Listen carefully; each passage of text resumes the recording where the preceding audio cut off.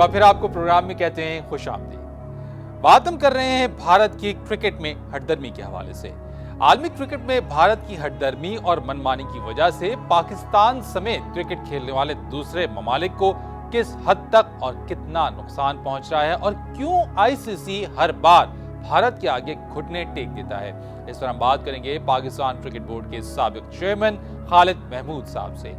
खालिद महमूद साहब, आईसीसी ने क्रिकेट में गलत फैसलों के तदारुक के लिए हॉकाई और हॉटस्पॉट टेक्नोलॉजी मुतारिफ कराई।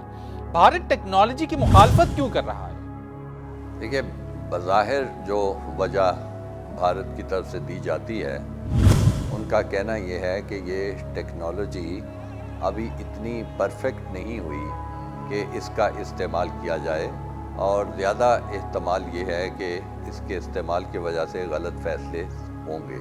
तो उनकी दलील बज़ाहिर ये है, और शायद इसमें किसी हद तक कुछ सच्चाई भी हो, क्योंकि जब से क्रिकेट का खेल वजूद में आया है उस वक्त से अंपायर पे ज़्यादा भरोसा और ज़्यादा एतमाद किया जाता है, और वो समझा ये जाता है कि जो विकेट पर खड़ा हुआ ऑफिशियल है यानी अंपायर, जो कुछ वो देख सकता है, ना कोई कैमरा देख सकता है, ना कोई हॉकाई देख सकती है, ना कोई टेक्नोलॉजी उसमें मदद दे सकती है। ख़ास तौर पे LBW वगैरह के बारे में ये दलील दी जाती है। तो ये एक डिबेट जो है, ये बहस जो है, वो तो चलती है, चल रही है और शायद कुछ अर्सा चलती रहेगी।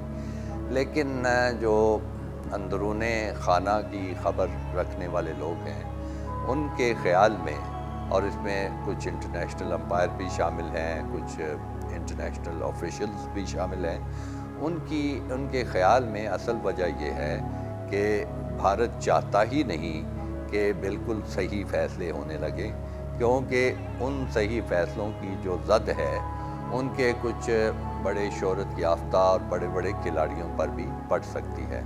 ख़ास तौर पे मिसाल सचिन तेंदुलकर की दी जाती है, जो कि बड़े अजीम खिलाड़ी हैं, इसमें कोई शुबा नहीं है। लेकिन जब भी उनको कभी आउट दिया गया, चाहे गलती आउट दे दिया गया हो, कभी कभी गलती हो जाती है, तो भारत जो है इस तरह का वावेला मचाता है जैसे कोई बहुत ही अजीम सानिया पेश आया है।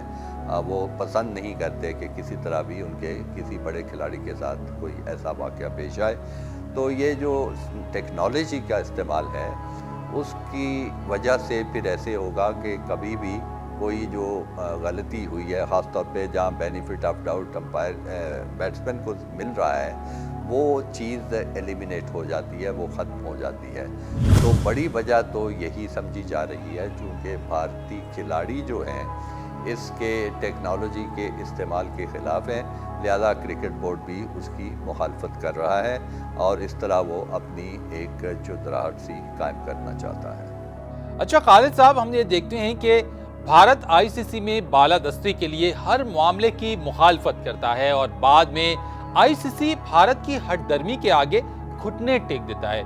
इस पर आपका क्या रद्द-ए-अमल है, क्या कहेंगे आप? ये बात काफ़ी हद तक दुरुस्त है, और अब तो इस हद तक ये दुरुस्त मानी जा चुकी है कि मुख्तलिफ कोनों से, मुख्तलिफ मुल्कों से एहतजाज की सदाएँ, बड़ी भरपूर सदाएँ भी बुलंद हो चुकी हैं। आपके सुनने वाले, प्रोग्राम देखने वाले जानते होंगे कि इसके बारे में एहतजाज करने वालों में मशहूर ऑस्ट्रेलियन खिलाड़ी इयन चैपल और वेस्ट इंडीज़ के खिलाड़ी और दूसरे कई मुल्कों के लोग शामिल हैं। और ये तक इंटरनेशनल मीडिया ने कहा है कि ये इंटरनेशनल क्रिकेट काउंसिल नहीं है आईसीसी, बल्कि ये तो इंडियन क्रिकेट काउंसिल है। और ये बात इस तरह भी दुरुस्त लगती है कि पिछले कुछ अरसे में चेयरमैन आईसीसी भी हिंदुस्तानी थे, शरद पवार साहब, और जो उनके चीफ़ एग्जीक्यूटिव हैं, अगरचे कानूनी तौर पर वो जनूबी अफ्रीका के शहरी हैं, बाशिंदे हैं, लेकिन बुनियादी तौर पर उनका ताल्लुक़ जो है वो भी इंडिया से है, भारत से है। गालबन बम्बई या सूरत के किसी इलाके के वो रहने वाले हैं। तो इस तरह उनकी हमदर्दियाँ जो हैं वो हिंदुस्तान के साथ हैं, उनकी सोच के ताने बाने जो हैं वो भी उसी मुल्क के साथ जा मिले हुए हैं, और उनके पिछले साल 2 साल में कुछ अरसे में जितने भी उन्होंने इकदाम उठाए हैं उसमें हिंदुस्तान की बरतरी मकसूद रही है और हिंदुस्तान की मुदाखलत का असर भी नुमाया तौर पर नज़र आता है। तो ये तमाम चीज़ों को मद्देनज़र रखते हुए ये कुछ हैरानी नहीं होती कि ICC जो है, फिर उसके अलावा कॉरपोरेट कंसिड्रेशन है, ज़ाहिर है वो भी एक बड़ा ठोस वजह है, क्योंकि हिंदुस्तान की आबादी जो क्रिकेट खेलने वाले ममालिक हैं उनमें से बहुत ज़्यादा है, अब 1 अरब से कई ज़्यादा बढ़ चुकी है। तो इसलिए वहाँ पे पैसा बहुत आता है, जहाँ से पैसा आएगा फिर उनको अहमियत देनी पड़ेगी। पाकिस्तान क्रिकेट बोर्ड के साबिक चेयरमैन खालिद महमूद साहब, हमसे बात करने का बहुत शुक्रिया। और नाज़रीन, इस प्रोग्राम के आखिर में एक ऐसा वाक़या आपको बताते चलें, एक ऐसी खबर जिसने रोंगटे खड़े कर दिए। इससे अंदाज़ा होता है कि पाकिस्तान वाकई नागुज़ीर था, नागुज़ीर है और रहेगा। भारतीय रियासत राजस्थान में यह वाक़या रूनमा हुआ जिसमें 8 मुसलमानों को पुलिस ने मस्जिद में गोलियों से भून डाला।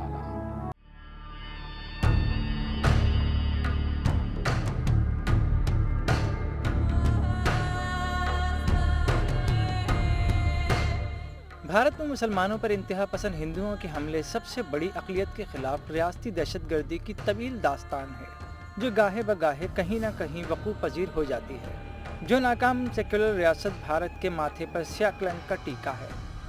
ताज़ा तरीन अफसोसनाक वाक़या भारतीय रियासत राजस्थान के इलाके गोपालगढ़ में पेश आया, जहां चंद रोज़ पहले मुसल्लह हिंदुओं के एक गिरोह ने मस्जिद पर कब्जा करने की कोशिश की और इमाम को तशद्दुद का निशाना बनाया।